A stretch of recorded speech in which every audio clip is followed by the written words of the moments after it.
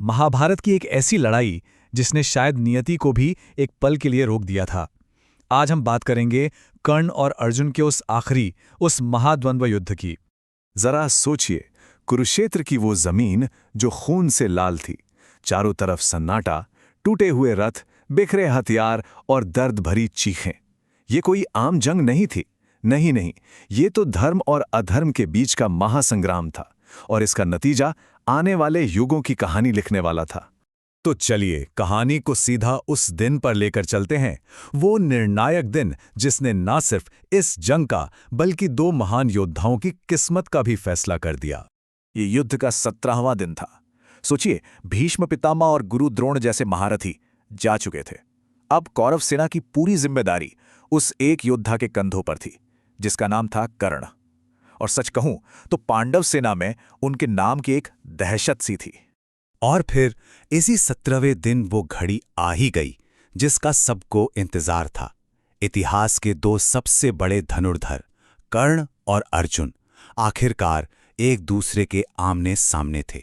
ये सिर्फ दो योद्धाओं की लड़ाई नहीं थी, ये दो किस्मतों का टकराव था। और देखे इन दोनों में फर्क कितना बड़ा था। एक तरफ थे कर्ण, थे तो सूर्यपुत्र, पर जिंदगी भर सूतपुत्र होने का ताना सुनते रहे। उन्हें सम्मान दिया तो बस दुर्योधन ने।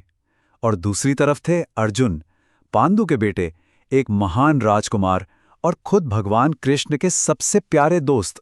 यहां तक कि उनके सारथी भी अलग अलग कहानी कहते हैं। कर्ण के सारथी थे शल्य, जो मनी मन उनका हौसला तोड़ रहे थे। और अर्जुन का रथ, अरे उसे तो स्वयं भगवान कृष्ण हाँक रहे थे।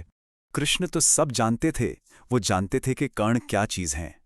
उन्होंने अर्जुन से साफ साफ कहा, पार्थ सावधान रहना। सोचिए, भगवान खुद किसी योद्धा के लिए ये कह रहे हैं, तो उसकी ताकत का अंदाजा लगाया जा सकता है। और फिर युद्ध शुरू हुआ। दोनों ने धनुष उठाए और एक ही पल में पूरा आसमान तीरों से भर गया। ऐसा लग रहा था मानो दो आसमानी बिजलियां आपस में टकरा रही हों। हर तरफ बस बाण ही बाण। तभी कर्ण ने एक ऐसा तीर चलाया जो सीधा अर्जुन के सिर की तरफ जा रहा था। बस खेल खत्म होने ही वाला था कि कृष्ण ने एक चमत्कार सा कर दिया। उन्होंने अपने वजन से रथ को जमीन में कुछ इंच धंसा दिया। तीर अर्जुन के सिर पर लगने के बजाय उनका मुकुट उड़ाकर ले गया।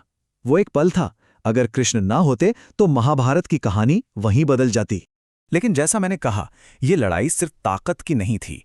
बहुत जल्दी ये एक नैतिक सवाल में बदलने वाली थी।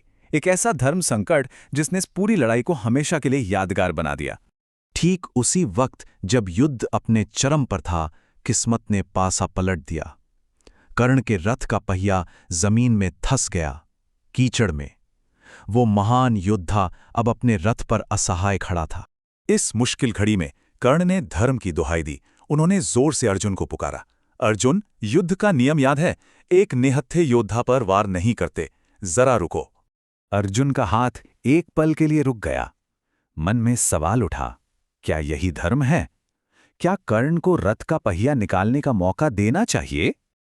लेकिन तभी कृष्ण की आवाज गूंजी। उन्होंने अर्जुन को याद दिलाया, पार्थ, तुम्हें धर्म की याद दिला रहा है ये वही कर्ण है जो भरी सभा में द्रौपदी के अपमान पर चुपचाप खड़ा था।